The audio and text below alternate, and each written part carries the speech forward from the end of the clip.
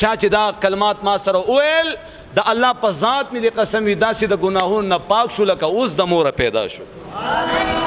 اوس دې تکړه شه، اوس دې بیا رجسټر کې نیکۍ ورخیږي او که بدۍ ورخیږي، خو رجسټر دې د الله په ذات مې د قسم وي د ګناهونو نه صفا شو. ټول وایي سبحان الله.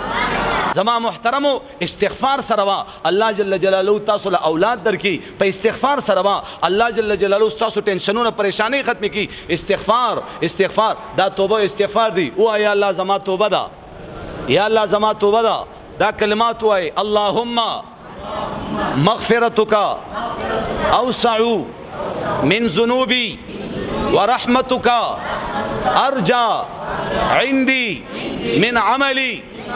اللهم مغفرتك اوسع من ذنوبي ورحمتك ارجى عندي من عملي.